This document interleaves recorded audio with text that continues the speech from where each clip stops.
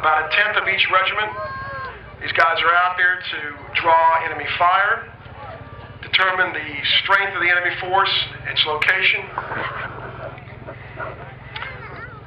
The Confederates were supported by guns along Seminary Ridge, where they had launched their attack on July 2nd.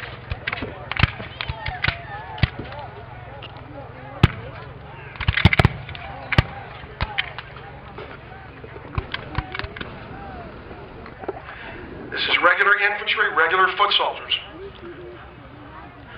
firing 3-foot-tall rifled muskets, probably Springfield muskets from Springfield, Massachusetts Armory on the northern side, perhaps Enfield rifles on the Confederate side. Just like the cannons, these rifles have spiral grooves inside the barrel, rifling. And the spiral grooves impart a spin to the 1-ounce lead projectile. But spin on the projectile allows these men to fire accurately at about 300 to 500 yards.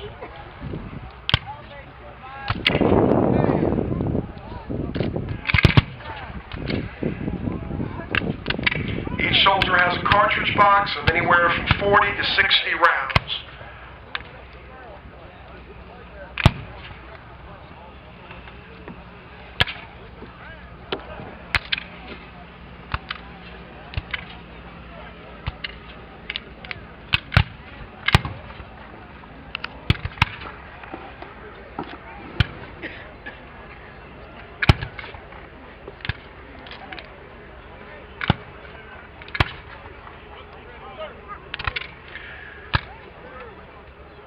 Farmer Rose's stone farmhouse is still adjacent to the Wheatfield today on the battlefield.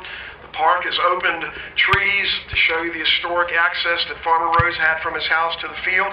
Some people consider the Rose Farm the most historic farm in America. Farmer Rose claimed that on July 2nd, 1,500 men were killed and buried on his property. Today, the United States Park Service is a little bit more conservative. They say only a mere 500 to 1,000.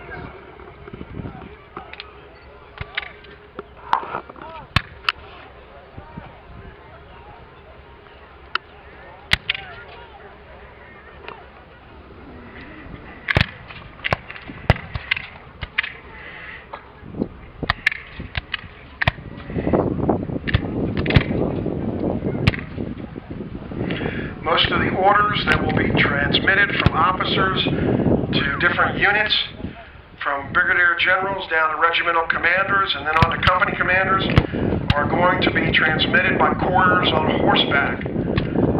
Obviously, it's not practical to have telegrams on the battlefield. No one really knew the battle was going to be fought here. There are telegrams from the Union Army back to Washington. The other method of communication, Signal Corps, communicating by flags, well, with humidity and weather conditions, they can affect the smoke of the battlefield, can affect the visibility of the flags. So the main method of communication right here is couriers. Quite often you can send the same message by three different couriers. One guy might get lost, another might get killed, captured, or wounded. Hopefully the third one gets through.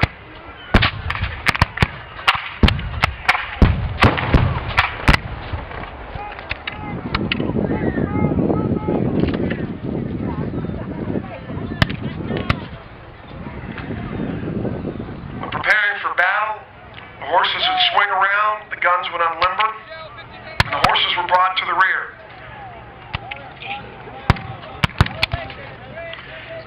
Here you can see our batteries on both sides have limber chests about 15 yards behind the guns, the ammunition chest, which is run up from the limber chest to the guns as is needed.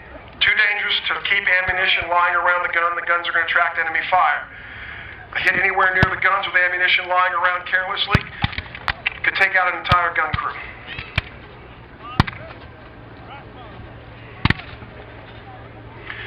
You have an 8-man gun crew. As they're bringing up a powder bag, gunner number 1 takes a sponge on the end of his staff, or rammer, dips it into a bucket hanging from the front of the gun by hooks, swabs out the barrel, cools it off. Powder bag is brought up, handed to gunner number 2, put into the muzzle. Gunner number 1 one switches to the wooden block, rams the powder bag, and later the shell.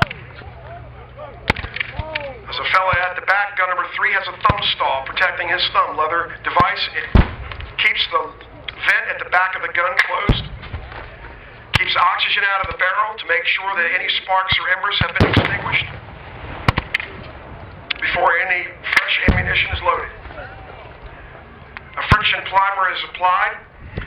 Fulminate in a copper tube with a loop on the end.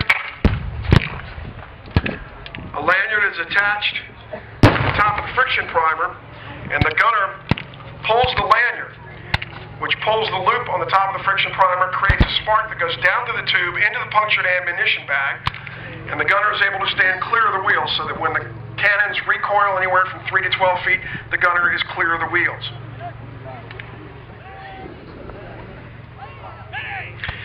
A priming wire or a vent pick is inserted through the vent and punctures the ammunition bag and prepares the way for the friction primer.